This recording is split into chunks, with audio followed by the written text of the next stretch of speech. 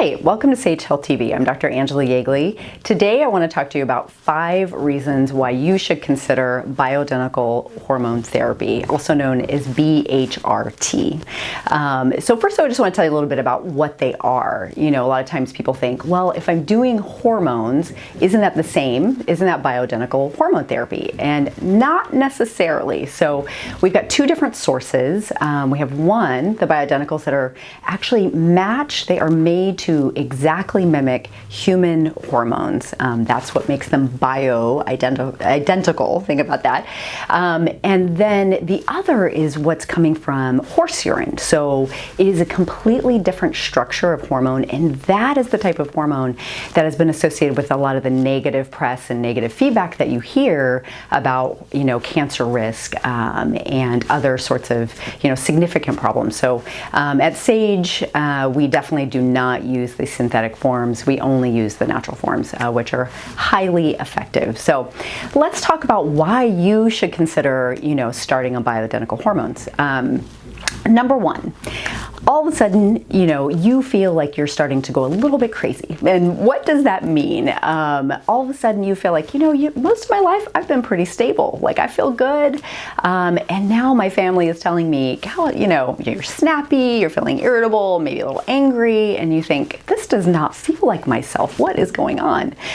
Usually, now this is different for every woman, and men, this can happen to you, but for testosterone, but here I'm kind of speaking to the ladies. As we age, so getting into 30s, 40s, 50s, our hormone levels usually start shifting.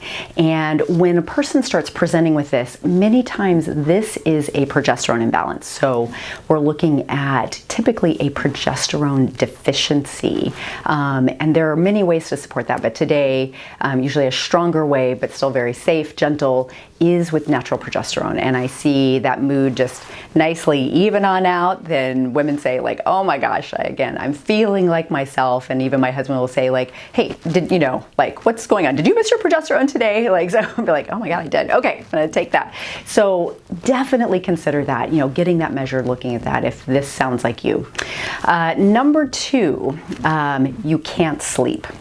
Now, there are many reasons that go into why people can't sleep. But again, what we're looking at is if you've had a change, and I'll share my own personal story. So I have always in my life, I have been a rock star sleeper. I could have anything going on, you know, lots of busyness, stress, you know, lots on my plate. And then when the lights are out, I'm like, I'm done. Like that was my super skill. And then that started changing and it's a little disconcerting. And then other progesterone deficiency type symptoms started showing up, a little bit of an irregular cycle, and lo and behold, yes, with testing, it's starting to begin. So progesterone, the natural progesterone, for myself and for other women that I've supported, incredible. It's like the sleep comes right back online, so good, can fall right asleep like I used to, you know, and sleep through the night. It's been amazing. So again, if you've had a shift, I mean, and this can be over time, you might see a change over a year or two, you know, it's definitely worthwhile measuring those levels.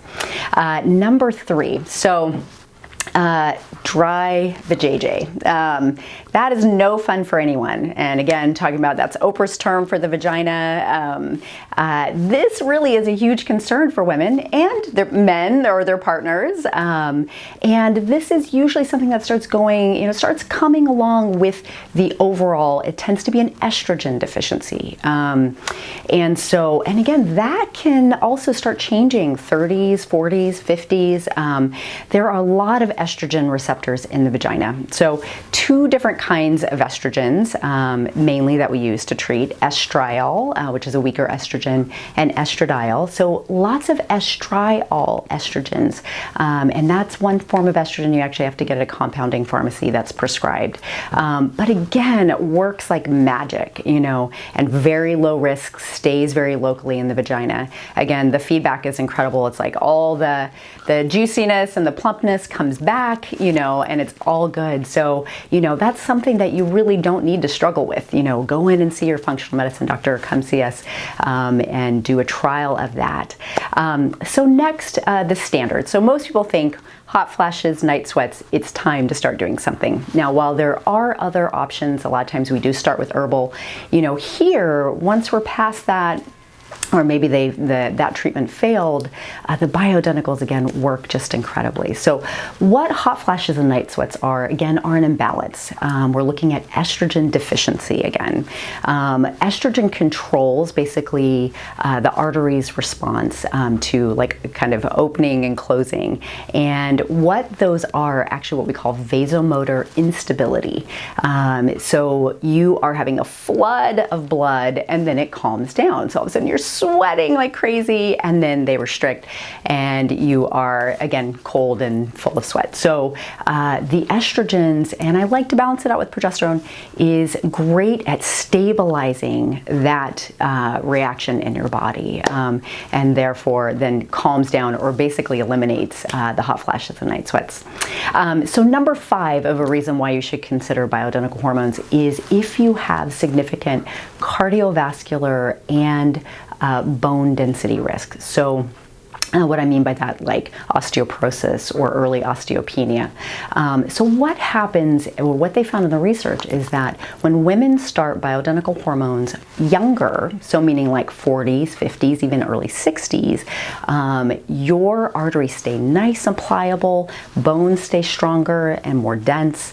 And this isn't the case if a woman waits until her 70s to begin therapy. So it's an interesting kind of dichotomy. It actually can increase risk of cardiovascular issues if you have none for a long time and you start way late. So it doesn't mean, there's actually benefit even if you start it for a while and then you stop them. So if there is a strong family history, of course, there are other things you can do, to support those things. But this could be part of the treatment regimen, to consider, especially if it's significant for you. So again, there are the top 5. If you have questions, I'd love to hear from you. Please give us a call. Check out our website, sagemedclinic.com.